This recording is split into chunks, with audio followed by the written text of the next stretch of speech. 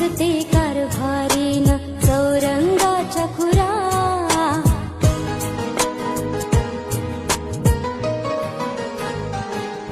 नाव गणाचं गोंदायचं आणि सुखानं नांदायचं.